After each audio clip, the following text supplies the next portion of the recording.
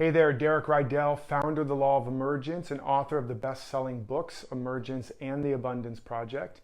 You want to check those out, you can go get them on Amazon, wherever fine books are sold, or you can also check them out at myemergencebook.com or getemergencebook.com or theabundanceprojectbook.com and get hundreds of dollars in bonuses as well.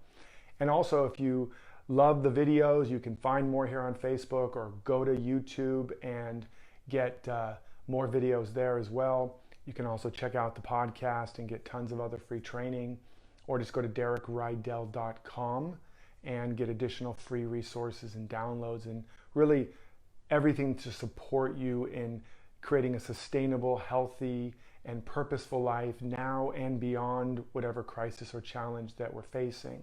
And today we're talking about how to not let your conditions determine your destiny. Don't let conditions determine your destiny.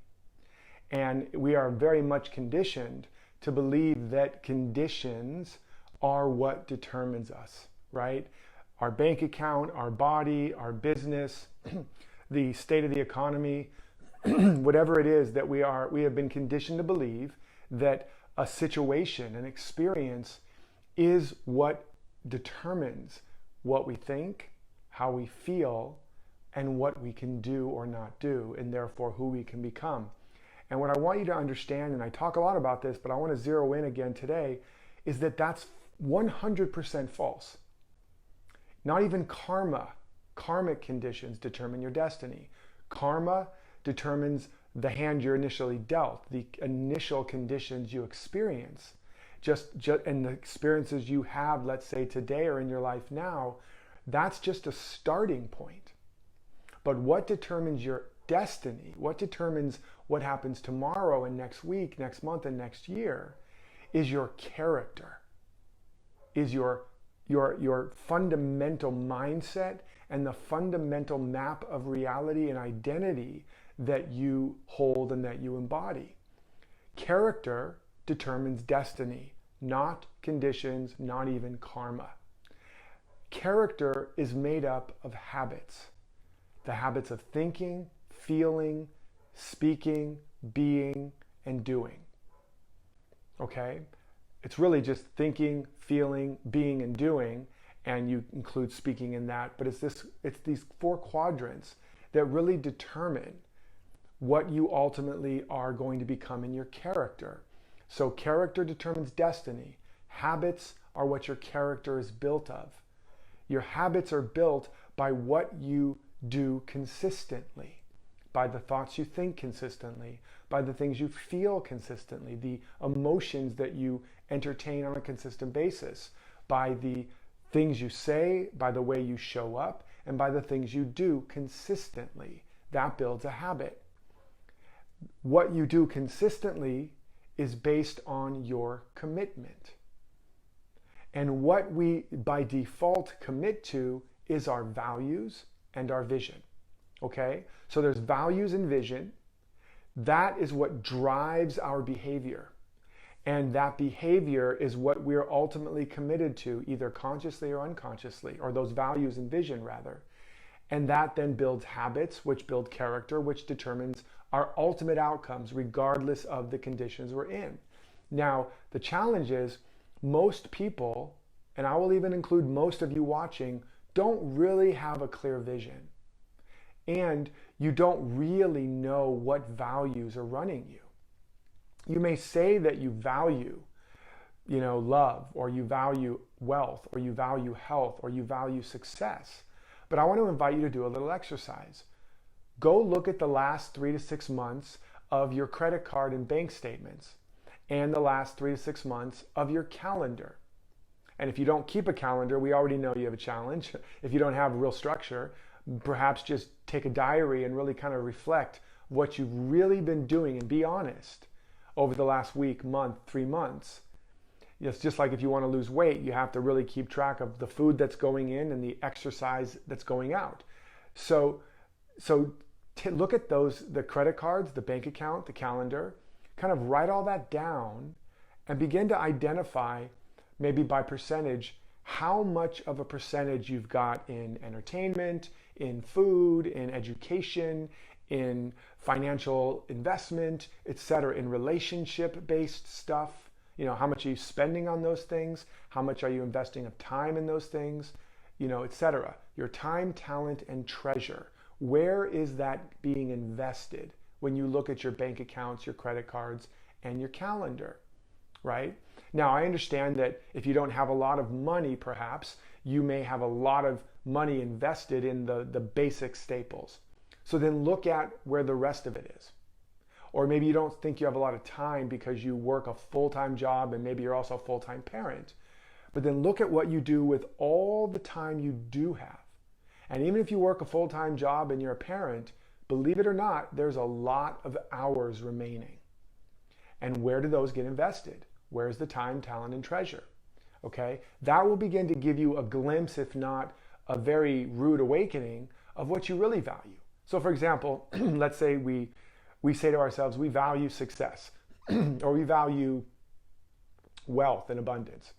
And then we look at our time, talent, and treasure, and we see that where we invest most of our time, talent, and treasure is in entertainment, Netflix, some kind of social activities, which are not necessarily bad, or we invested in just a variety of things, and we notice there's money, a lot of money that gets invested in stuff that doesn't bring much long-term return, shopping, clothes, or whatever our extra money left over.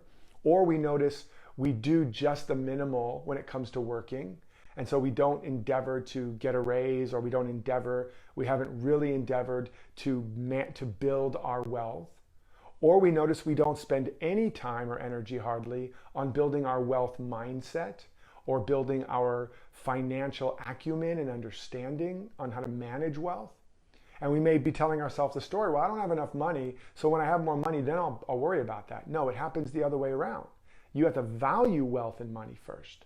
Then you have to act and invest time, talent, and treasure and be a good steward of those resources and allocate them in a way that wealthy people do and did before they got wealthy, right? That's just one example. And then you might also notice, let's say you want health, but how much time, talent, and treasure do I invest in getting my body in shape, in eating properly, in drinking water, exercising, or whatever other elements, learning about the body, learning about practices. How much time, talent, and treasure do I invest in that? Now again, with each of these categories, even now you may be thinking, well, I will and I would invest more time if I had more time. It doesn't work that way. You have to invest the time first. You have to find it even in the cracks and begin to put a wedge in there by taking a stand for the things you really say you value. You may say, I value, being successful in life. But if you look at your time, talent, and treasure, you don't invest much of any of that in developing that book or developing that business or investing your treasure in education and coaching and mentorship or whatever the case may be.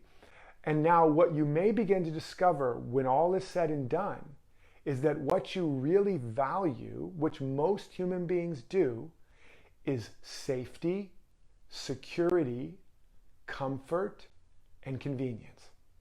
Safety, security, comfort, and convenience. Those are like the 4 horsemen of mediocrity, okay? If you want to be pretty guaranteed that you're not going to live a very fruitful, healthy, abundant, successful life, then make your top priorities safety, security, comfort, and convenience. Now, I'm not saying those aren't valuable. I'm not saying it's not good to have comfort to a degree, or that it's not good to have some convenience with all the technology. It's not good to have a level of safety and security. That's called being a good steward of your life, your body, your loved ones, and all of that. But if for most people, because that's really what they're valuing, often by default, because of unconscious shadows, values, conflicts, and limited beliefs, which I talk about in other trainings, I can't quite go down that rabbit hole today. But because of that, what we're really valuing is safety, security, comfort, and convenience. And now we can at least go, no wonder my life isn't growing and expanding. Because safety, security, comfort, and convenience as a value set at the top of your hierarchy is a value set of fear, lack, limitation, constriction, and ultimately stagnation. Okay? It's based on the belief set that there's not enough to go around, or I'm not enough, I can't trust life, I'm not safe, a map of reality that says those things. And so then we value, if we believe we live in a world of scarcity, and we live in a world of duality, and we live in a world of danger, and that we're fundamentally not good enough or worthy enough, then we're going to value the things that seem to keep us safe in that world. The problem is that's not an accurate description of reality. That's a limited map of reality. So now if we want to shift those value sets, we have to begin to say, first of all, have a vision for our life that lights us up, that turns us on, that makes us want to leap out of bed in the morning and makes us not even want to go to sleep at night because we're so jazzed. And then we take that vision and we begin to visualize and use the tools, visualize, free write, to get a sense of who would I be if I was living that? What would be my habits of thinking, my habits of feeling, my habits of doing, my habits of being? And we begin to write those down. And what would I value if I was living that life? And then write those down. And then again, we can look at those values. If I really valued these top 4 things, health, wealth, success, spirituality, whatever, how would I think?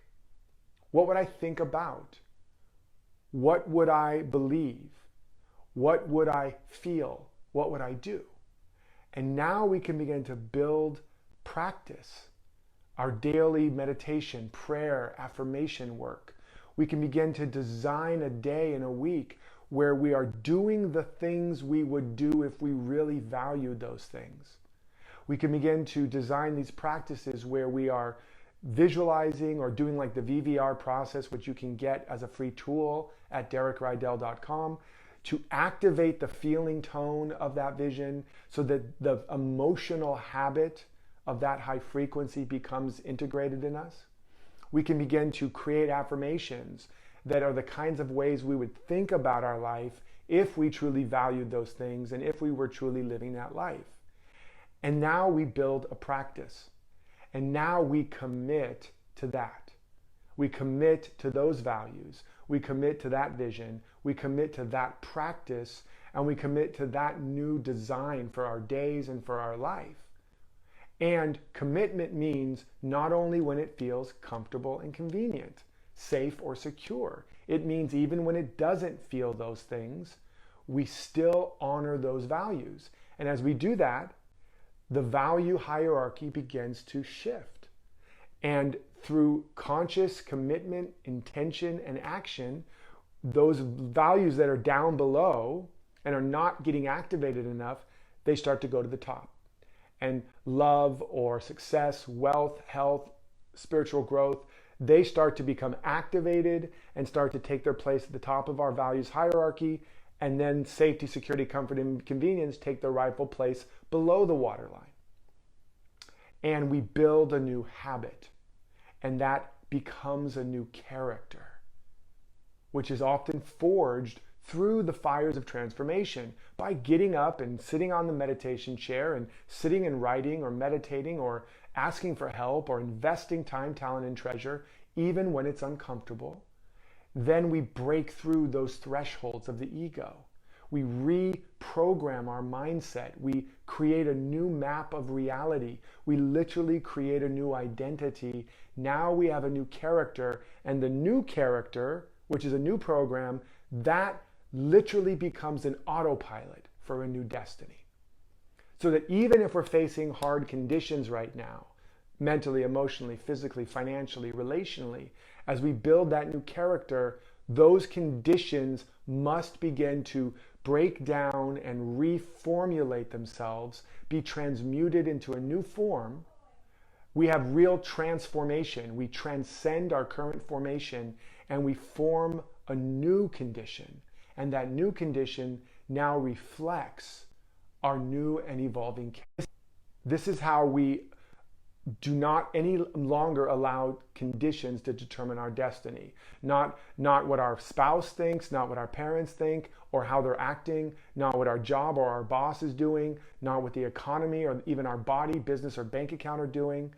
We actually are able to do this now because we've taken back agency and sovereignty. We've activated our connection to our source, and we now are the captains of our ship and the masters of our fate. I hope this has supported you. Comment below what you're going to do with this. What's going to be your action step to take back your destiny? And share this with loved ones, anybody you think you notice are getting swept up by conditions, so that they too can reclaim their sovereign power and determine their own destiny. And until next time, remember to live authentically, love unconditionally, and follow your destiny.